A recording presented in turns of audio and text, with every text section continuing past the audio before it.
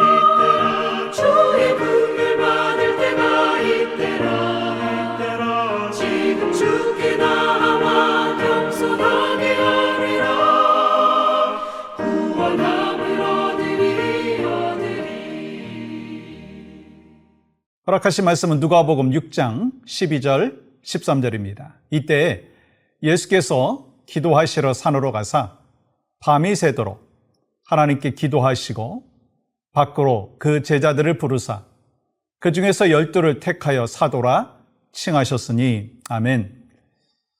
오늘 말씀에 보면 예수님의 제자들도 부르심을 받았죠. 그들은 이 예수님의 부르심을 받기 전에는요, 직업을 갖고 있었어요. 여러분들이 알고 계시듯이 예수님의 제자들 중에는 세상에서 대단하거나 특별한 직업을 가진 사람이 없었어요. 그들은 그저 평범한 사람 중에 한 사람이었습니다. 베드로, 안드레, 야고보, 요한, 어부였죠. 마태, 세리였어요. 다른 제자들도 역시 눈에 띄는 사람들이 아니었습니다. 그러나 세계 역사는 바로 예수님의 이 12명의 제자들에 의해서 완전히 바뀌었어요. 그렇게도 기독교를 박해하던 로마가 이 12명의 제자와 그들의 제자들에 의해서 기독교 국가가 되었어요. 그들을 통해서 세계 역사가 바뀐 거예요. 여러분, 얼마나 놀라운 일입니까?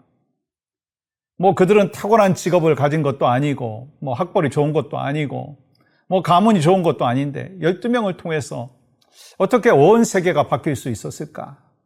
본문은 그들이 예수님의 부르심에 순종하여서 부름받은 자의 삶을 살았기 때문이라고 말씀합니다. 이것이 바로 부름받은 자의 삶의 능력, 파워라는 거예요. 아무리 평범한 사람이라고 한다 할지라도 하나님의 부르심에 순종하여 살게 된다면 그 삶에는요, 놀라운 능력이 있어요. 파워가 있다는 거예요. 이것이 본문을 통해서 우리에게 주시는 메시지입니다. 그렇다면 우리가 어떻게 부르심을 받은 삶을 살 수 있을까? 저는 오늘 이 본문을 통해서 먼저 한 가지 레슨을 얻기를 원하는데, 우리가 은혜로 부르심을 받았다는 거예요. 은혜로 부르심을 받았어요. 하나님은 우리에게 동일한 인생의 목적을 주셨어요. 그것은 바로 사람을 살리는 거예요. 그러면 여러분, 사람을 살리는 것은요, 무엇을 의미할까요? 믿지 않는 영혼을 구원하여 천국 가게 하는 거예요. 근데 어떻게 보면 그것은 50%밖에 되지 않습니다. 그 다음에 그 사람의 삶이 달라질 수 있도록 계속해서 돌봐주는 사명이 있습니다. 여러분, 이를 위해서 하나님께서는 한 사람 한 사람을 부르시고 본문과 같이 제자들을 부르시고 우리를 부르셨어요. 어떤 사람이 예수님의 제자들의 그 학력, 직업, 적성, 성격, 대인관계 등 수십 가지 항목을 넣은 이력서를 경영 컨설팅 전문 회사에 의뢰했다고 합니다.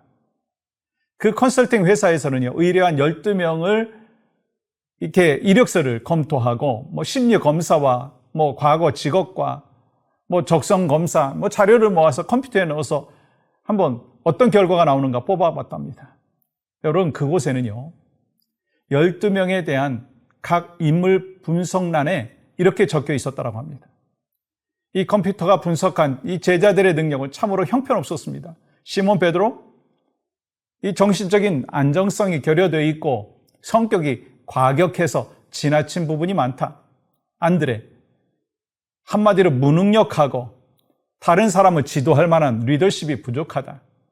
세베대의 아들 야고보와 요한, 회사의 이익을 제쳐놓고 자신들의 이익만 챙기기에 급급한 그런 사람들이다.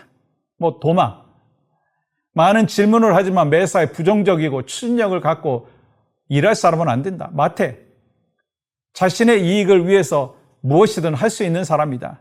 근데 가룟 유다는 능력이 있고 현실 감각이 있고 지식도 풍부하게 추천할 수 있다.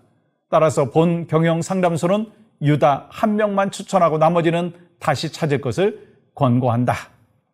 여러분, 예수님께서는 이 제자들의 부족함을 잘 알고 계셨어요. 그럼에도 불구하고 예수님께서는 제자들을 부르셨고 사용하셨다는 거예요. 이것이 바로 하나님의 은혜입니다. 마찬가지.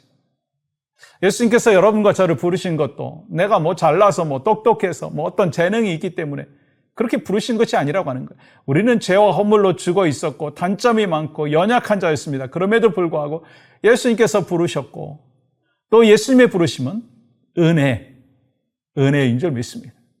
갈라디아서 1장 15절 보세요. 그러나 내 어머니의 태로부터 나를 택정하시고 그의 은혜로 나를 부르시니가.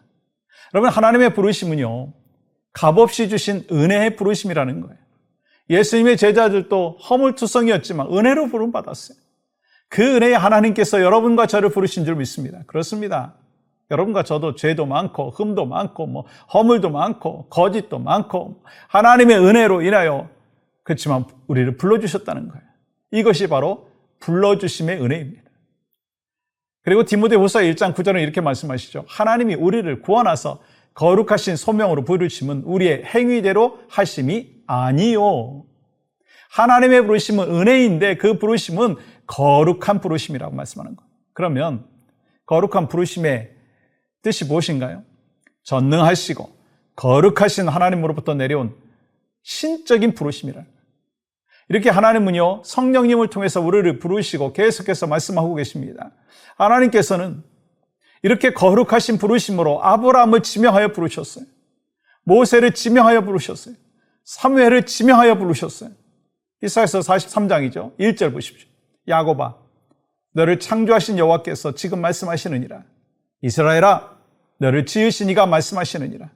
너는 두려워하지 말라. 내가 너를 구속하였고 내가 너를 지명하여 불러나니 너는 내 것이라. 이렇게 하나님께서는 우리를 지명하여 불러주신 줄 믿습니다. 이때 우리는 어떻게 해야 되겠어요? 네. 대답해야 되는 거예요. 이사야와 같이 내가 여기 있습니다. 나를 보내주시옵소서. 답해야 된다는 거예요. 예수님께서는 나를 지명하여 부르셨는데 죄인의 자리에서 마귀의 종로를 타는 자리에서 예수 그리스도의 십자가의 은혜로 인해서 하나님의 자녀로 나올 수 있도록 부르셨어요. 이렇게 주님께서 나를 부르시면 우리는 어떻게 해야 합니까? 예, 제가 여기 있습니다 라고 대답해야 되는 거예요. 이때 하나님의 자녀가 되는 권세를 주셨다 말씀하십니다. 요한복음 1장 12절 보세요. 영접하는 자 곧 그 이름을 믿는 자들에게는 하나님의 자녀가 되는 권세를 주셨으니. 아멘이시죠? 하나님은 나를 은혜로 부르시고 나를 지명하여 부르시고 하나님의 자녀로 불러주신 줄 믿습니다. 그 하나님의 부르심에 오늘 또 은혜로 감사함으로 또 주님의 그 말씀 따라서 살아가시는 여러분과 제가 되기를 소망합니다. 우리 함께 중보하며 기도할 때 우리 모두가 하나님의 부르심에 대한 확신을 갖고 맡겨주신 사명을 잘 감당하게 하여 주시옵소서.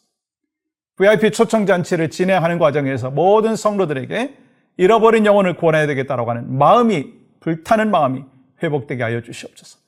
하나님, 오늘 또 주님이 나를 은혜로 불러주셨는데 그 은혜를 갚아가는 삶의 여정이 있게 하시고 이를 위해서 잃어버린 영혼을 구원하겠다라고 하는 불타는 마음이 회복되게 하여 주시옵소서. 예수님의 이름으로 기도합니다. 아멘.